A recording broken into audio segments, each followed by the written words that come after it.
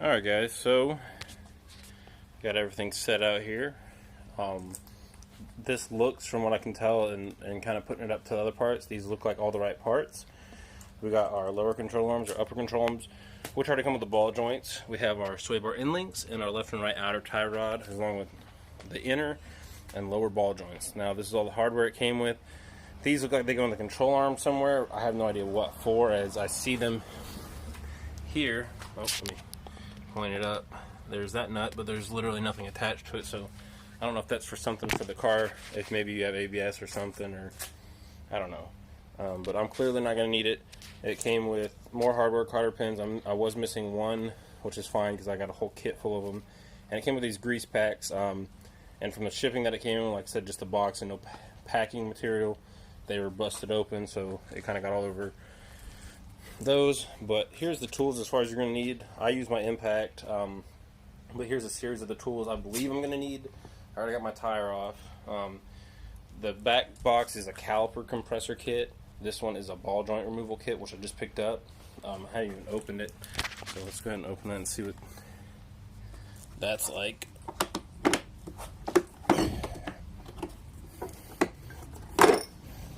Okay, so there's that.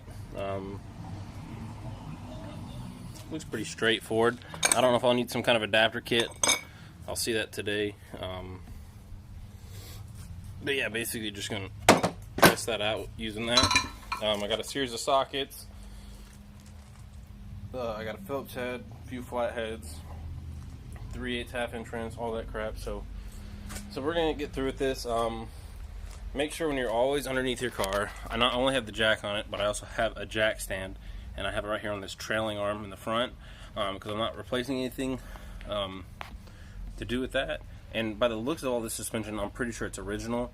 A lot of it is worn and torn and worn out, and you can tell when you're driving it kind of wanders sometimes or whatnot. And also I have loose plastics in here, so I'm going to be removing all that crap, because I just don't feel like putting that up, and I don't ever like dealing with those. It's all gnarled up anyway. Also, you'll see I have that little razor blade there next to the yellow sledgehammer.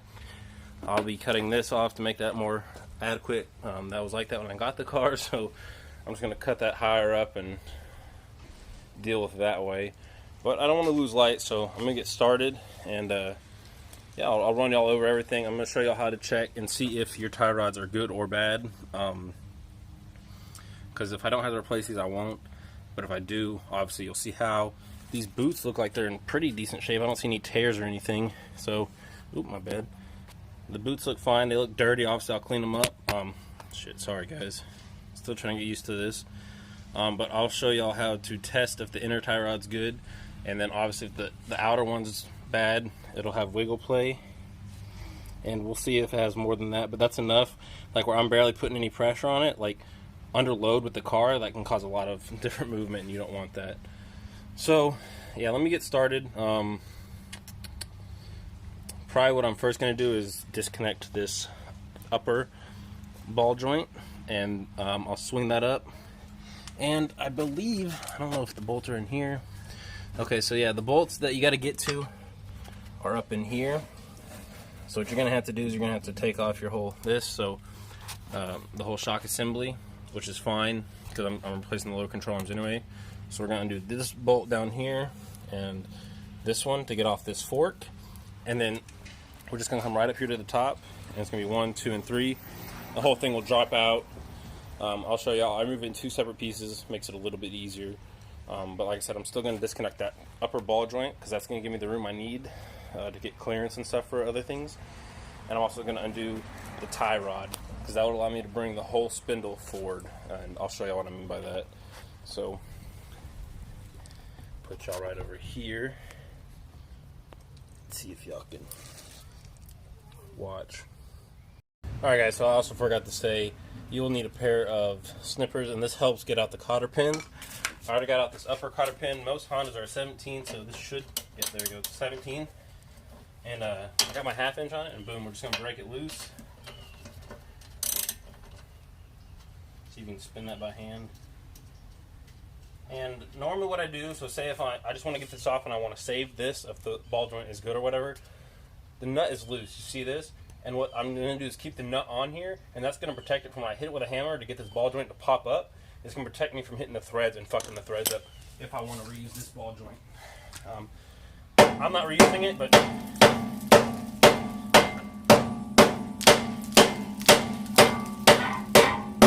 there we go.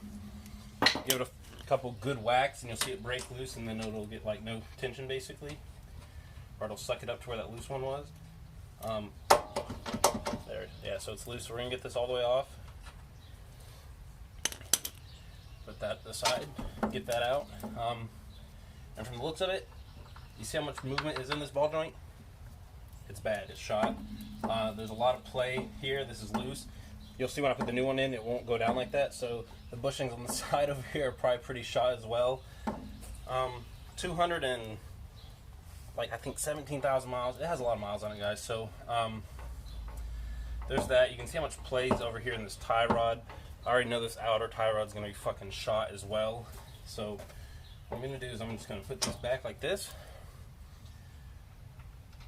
That's broke loose now, and I'm going to get off this tie rod. And the thing I like about these kind of tie rods is a Prelude tie rod goes down. This one comes up, so it's easy to see the cotter pin and all that from the top. Let me make sure my camera.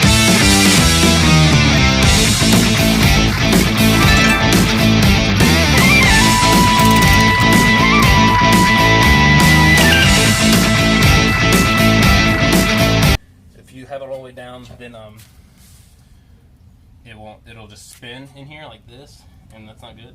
There's a lot of movement in here, and also the outer one's bad because if the inner one was good, it would hold the weight up. But you see how this falls?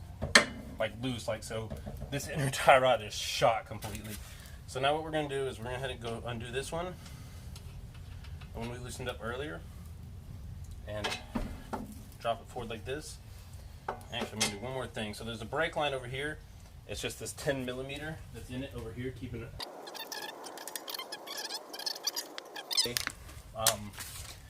And basically what I'm going to try to do is, I think I'm going to remove my axle just from the spindle, so I can remove the whole spindle to get to the lower ball joint.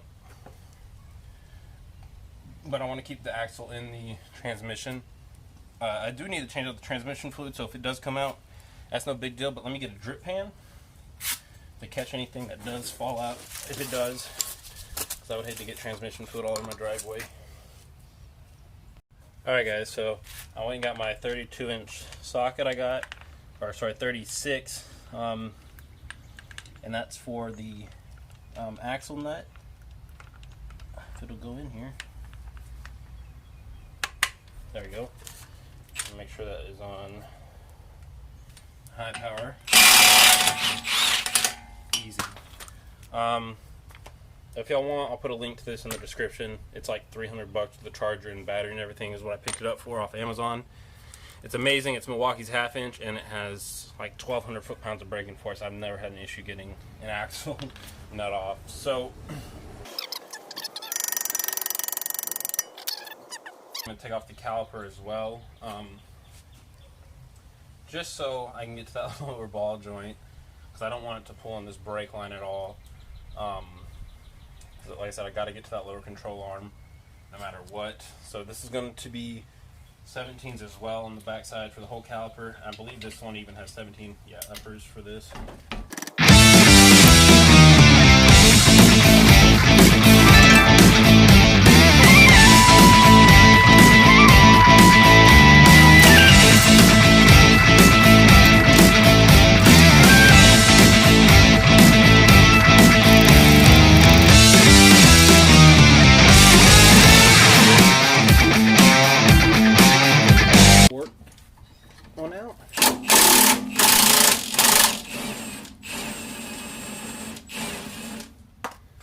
That's out.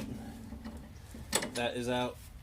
This bushing down here is absolutely trashed. I can tell just by looking at it. So this is the lower fork bolt for that, and then there should be, I believe it's a 14, same as the Prelude, and that's up there. So let me get my 14.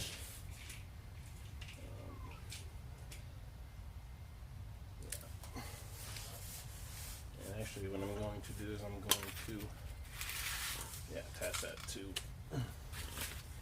my impact and just get that puppy off. Remember, I don't recommend using one of these to put it back on, just because you can strip it and shit like that. But yeah, there's just going to be one-sided over here. So I'm going to take it off that way. I'll put it on by hand and finish it off with a ratchet when I go to put it back in there.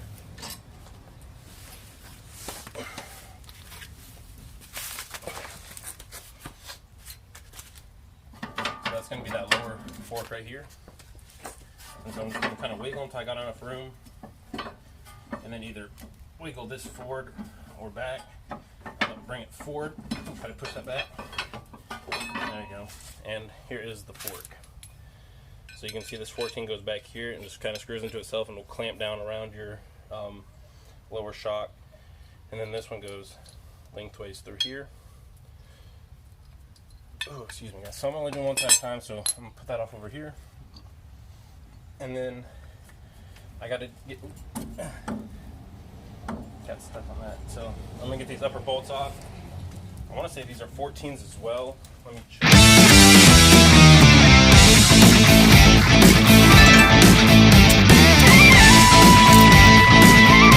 There we go.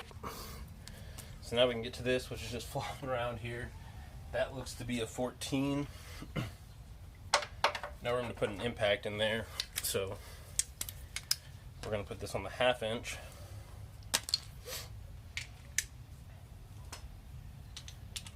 Get this off.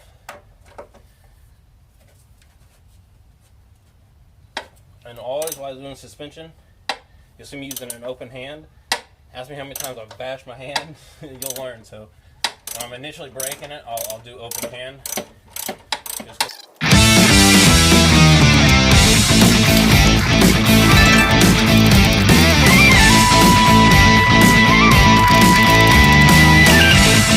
And there we go. Like I said, ball joints fucked. These, look at this.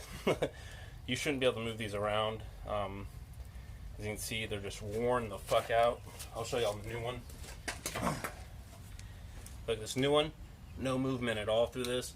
No movement at all. That's what you want. So, I'm going to compare them. This one is the left side, so we get the right side.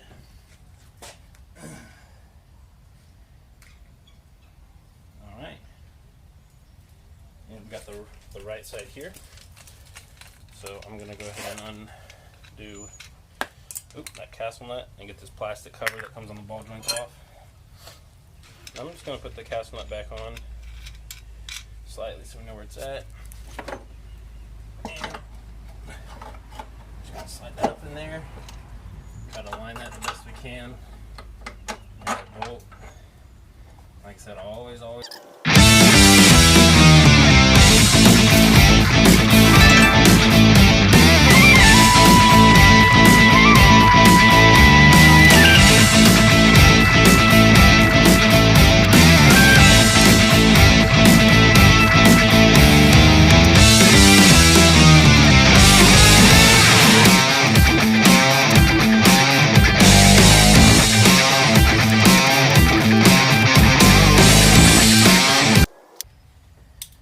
Want to make sure that's tight, but you see how that is now staying up by itself.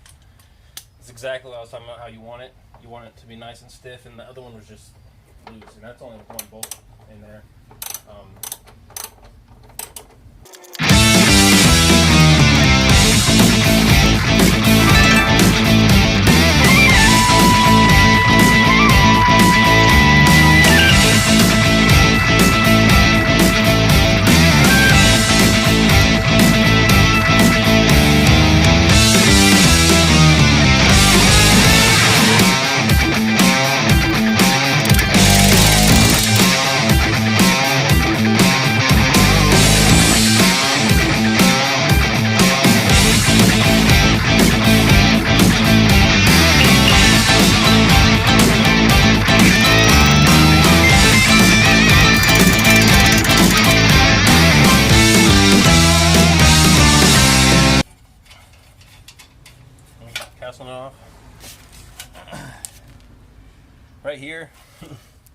There you go.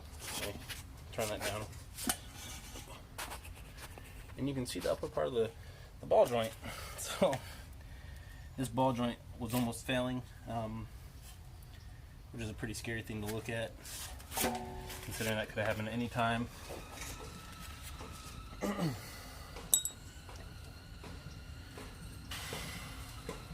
So yeah, this car was in rough shape and obviously needed some work, so y'all can tell. This bearing's pretty old, making a little bit of noise. Nothing crazy. I'm not going to replace it as of yet. There's no play or wiggle in it, so we're going to keep that original. We're going to get this ball joint out of here though. Let's see if I can't just hammer it out.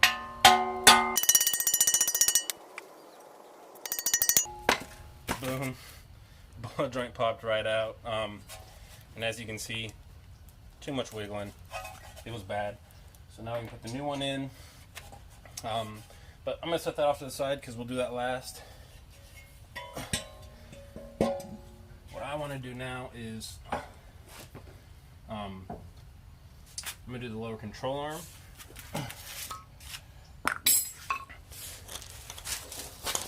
So let me get this all cleared off of all that crap.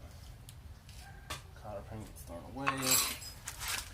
And we're going to start with oh, excuse me guys. I'm gonna do the sway bar actually. I'm gonna get this upper one off, which looks like a 14. Again, really no room to put a ratchet, so put this up in here. Just break that loose.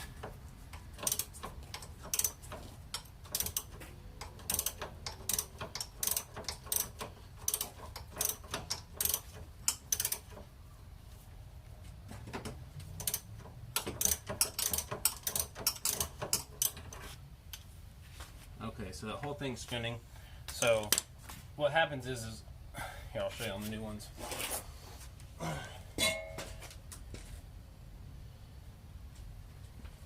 Is for a sway bar end link, you'll see the inside accepts an Allen key, and that's what it does. So I got a 14 wrench. Well, these new ones look like 17s, but these old ones are 14. And then what I'm going to do is I'm going to get an Allen key that fits in there, hold that, and that's how I'm going to break that nut loose. If not, the whole thing will just spin like that, and you'll spend all day trying to get that off.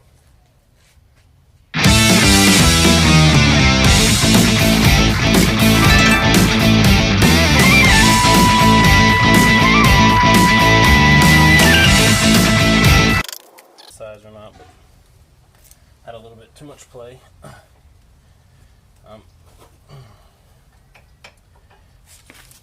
So yeah,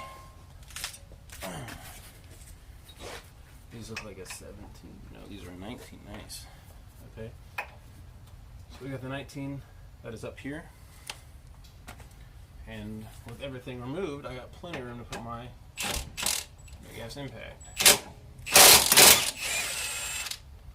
Boom, broke that loose. That one's done too. So I'm telling you guys, an impact makes your life amazing. Saves you an assload of time and everything. So now what I'm going to do is, I believe those are 17s back here from what I can see. Yep. So for room's sake, I believe I got, oh, that hurt. I laid on a fucking porcupine. Spike balls, whatever y'all want to call it. My caliper's back here, so it's making it a little bit harder to make room. So, boom, made some room. That's going to go on there like that. And my 17, like I said, because there's not a whole lot of room wrench, they'll go right there. And I'm just going to try to break that last one loose.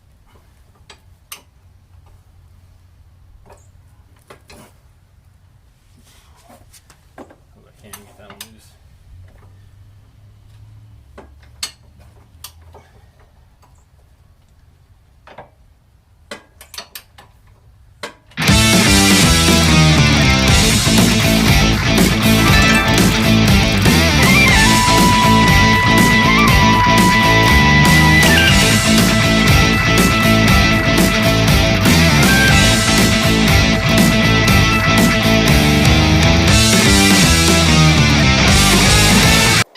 there's actually tears underneath both sides. You can see how fucked up the sway bar end link is, and this had quite a bit more movement than it should.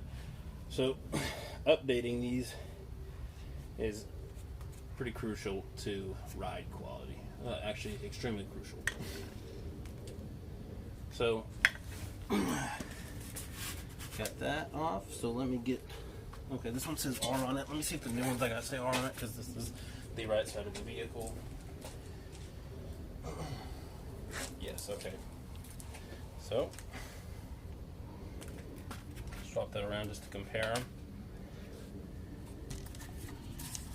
See if y'all can see that. Old versus new. Everything's coated nice. We got brand new bushings versus the old ones that you can see the crack going all the way around them. And we'll install our new sway bar end link. Oh shit. And yeah, I think my tripod thing is starting to die. So that concludes this for now. Alright guys, so I'm back. My tripod is charged where it'll keep my phone upright. This is an updated list of parts that you'll need. Sorry, the neighbor's annoying ass dog will not shut the fuck up. Anyway, so here's an updated list of everything I used. You'll need the snap pliers because most newer ball joints will come with that snap ring right there. So I'm going to kind of take this all apart down to where I was yesterday on the other side before this thing died on me. And we'll go from there. So give me a few. But I finished up the other side last night. So yeah, I'm going to get this side knocked out today. And then we'll go get an alignment tomorrow and we'll be good to go. Alright guys, so I'm pretty much at the point where I left off yesterday. Lower control arms out, upper control arms out. The only thing left in there is top tie rod. Here is the old upper, and here's the new upper and lower. So here's the things I told y'all need to inspect. Upper ball joint, too much movement. I shouldn't really be able to move with my hand like that. And also, you can see there's a stupid amount of play in here. You'll see once I go over to this new one. Mind you, there's that rubber cap on there, but I can't get that thing to move. And there's no wiggle in those side bushings. Also, sorry, there's a plane passing over. See all those? Good. You go to these old ones, start to see the separation between the bottom there. You'll see the cracks, stress cracks there. Those old bushings, they wear out over time. And that's the way they get. My trash people probably love me. But yeah, so there's where we're going to take off from. I'm going to get the tie rods and whatnot out. I already got the lower ball joint out of the spindle, so I'm actually going to put the new one in real fast, and then we'll go from there. Put this down. See if I can see everything right there. There you go. Alright, so it was just like the other side. The tie rod was frozen to the inner one, so I just had to take a grinder to it and cut it off that way. Excuse me. So now that I got the outer one off, I still need to get the inner one out, so I got this pair of fancy vice grips.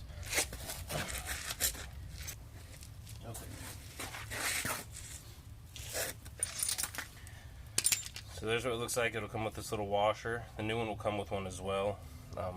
Right here, the new washer, and yeah, just twist in. It is still normal, like clock direction. It's not counterclockwise or anything. Started in there. A lot of people like to seem or tell people they are, but I don't think they've ever taken them out and tell people they are. Some cars, I guess, are, but for most Hondas, they're not. Here, so y'all can actually see what the heck is going on. So there is my rack. And then we're going to just thread this in. When we get it pretty close, this washer has two little tabs that will catch on both sides. I want it to sit just right. If not, it won't sit flush. And then you could run into all sorts of issues. So there we go. And there. And there's my tool.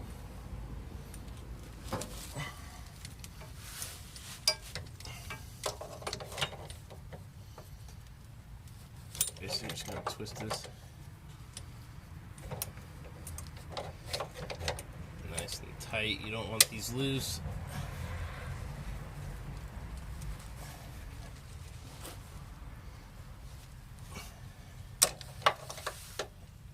And that is good to go. I'm going to go ahead and take this all the way off to put the boot back on. Surprisingly though, boots are in, oh, my fault guys.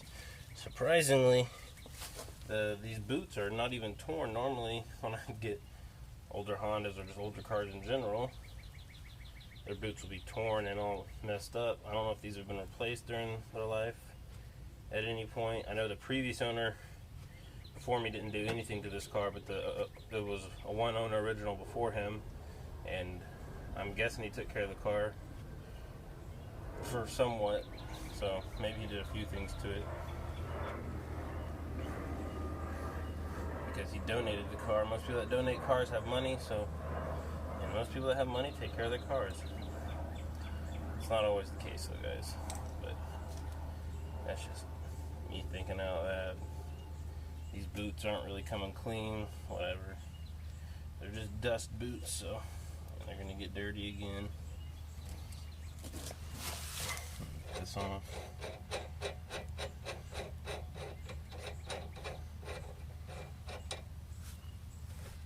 Slide this all the way back.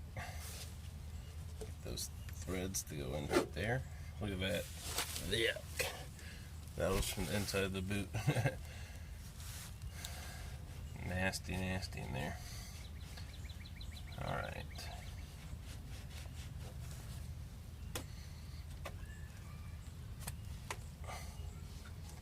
There we go, it's in place.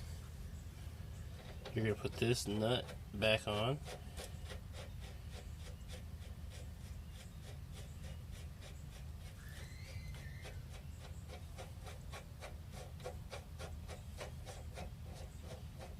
I'm going to go about there with it.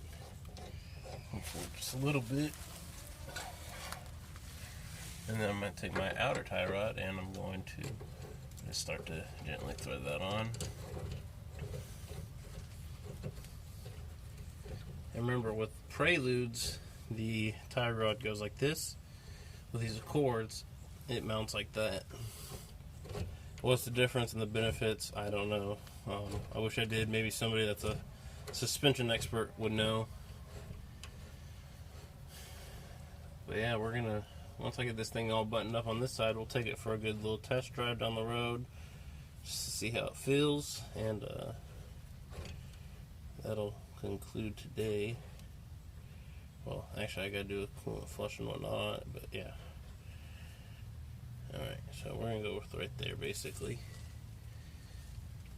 And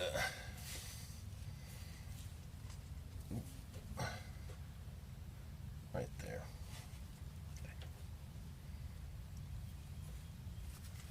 And you see how it keeps itself up? Like I said, this is an indication of a good inner tie rod. It should be able to hold the outer tie rod up, and then obviously you shouldn't really be able to move this. I mean, with a lot of force, oh, well, that whole thing just came loose. With a lot of force you should be able to, but, you know, don't worry if you can't. That's a good thing if you can't. So we're going to do lower control arm. Upper one is already in place, so let me move the camera a little bit more. Alright guys, so the car is finished. It's test drove, and I even took it to get an alignment this morning. Wheels facing dead straight. No more big lumps over bumps and stuff or knocking noises, which is really good. This thing's actually really smooth on the front side of the car now, as it should be after replacing that much stuff. It feels like a brand new car basically. And so anyway, I tried to go to brake check to get it done. Their alignment machine was down for like 7 or 8 days, and that would have been nice to know if I would have known that when I was making the appointment for it, because you got to schedule an appointment online. So I found a place that's actually like literally right across the street from my neighborhood, and these guys are pretty nice, and it was around $90 to get it aligned. They said my caster was out, which is from the front. So there's basically ESP and Innovative make them for the Preludes. It's the front subframe that has the trailing arms connecting to the lower control arms. my passenger tire sits a little further back than my driver's side does. So, got to get that fixed as soon as I can. I don't think it'll be that big of a deal. I don't know if I'm just going to replace the bushings or go Innovative or ESP, but I don't like Innovative, so if anything, I don't know if I'm just going to stick OEM or go ESP. But if I go ESP, that's going down a rabbit hole of big modifications that I don't know if I want to really do to this car yet. So we'll find out. Also, I had my check engine light come on today again for random misfires, which is a new one, and the VTEC solenoid. So ordered a new VTEC solenoid, and I'll be replacing that and making part 2 of oil consumption on these motors, and telling you why it's burning so much. But anyway, guys, make sure y'all like, share, subscribe. Thanks for watching. I hope this helps y'all get y'all's hands dirty a little bit and do it yourself. Like I said, I'm completely fine with doing all suspension stuff in the driveway, but take it to get an alignment afterwards, or else it's not going to drive like you're expecting it to drive. The car won't. I'm telling you that now. It's pretty hard to align a car in the driveway. You can get it close, don't get me wrong, but it ain't going to be 100% just by eyeballing stuff. And take that as a challenge, if you will, but it's pretty difficult. I've been pretty close, within a degree or so. But getting it spot on to where it needs to be is a tough one. But anyway, like I said, I hope this helps. And again, thanks for watching, guys.